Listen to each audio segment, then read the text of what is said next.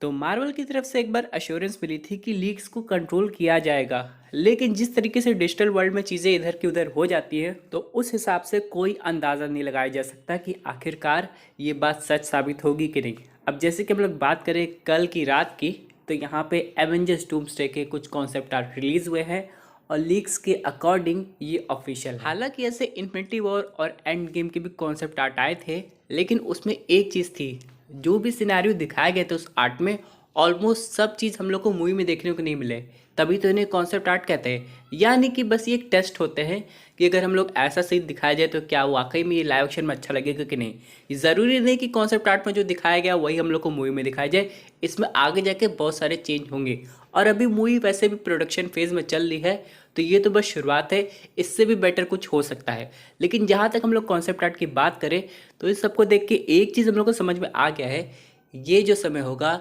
ये medieval time का होगा। जिस तरीके से हम लोग उनके ड्रेस देख रहे हैं और तौर तरीके देख रहे हैं, टेक्नोलॉजी नहीं दिखाई दे रही है, तो जाहिर सी बात है डूम ने कुछ ऐसा सेटअप किया होगा जिससे बहुत सारे सुपर हीरो जो कि अलग अलग यूनिवर्स से है उनको कैद करके यहाँ पे वो गॉड एम्परर डूम बना हुआ है। अब कॉमिक्स में ये सबसे स्ट्रॉन्गेस्ट वर्जन होता है, लेकिन कहीं ना कहीं इसका कोई तोड़ होगा और किसी एक एवेंजर्स को पता चल जाएगा कि वो लोग किसी टाइम लूप में ट्रैप हैं। जैसे कि हम लोग ने व्हाट इफ का एक 1600 वाला एपिसोड देखा था जहाँ पे सब लोग पास्ट में चले गए थे, उसी तरह का कुछ समय होगा। अब यहाँ पे बात करें ब्लैक पैंथर के कॉन्सेप्ट आर्ट की, तो कहा जा रहा है ये मूवी एक प्रीक्वल है जहाँ पे हम लोग को यहाँ पे टचाला तो नहीं दिखाई देगा, बल्कि हम लोग को उनके पूर्वज देखने को मिल सकते हैं। और मेडिवल टाइम में तो ऐसा हो सकता है टाइम ट्रेवल की मदद से। लेकिन इन सब के अलावा हम लोग को यंग एवेंजर्स के भी कुछ शॉट दिखाए जाते हैं और एक हल्क वाला सीन भी काफ़ी यूनिक था जहाँ पे हम लोग हल्क को देख सकते थे, शी हल्क, और तीसरा वाला बंदा शायद सकार है जो कि थोड़ा और बड़ा हो गया है, लेकिन उसको देख के ये लग रहा है कि शायद अभी भी वो प्रोफेसर हल्क वाले रूप में है, इनक्रेडिबल वाले नहीं।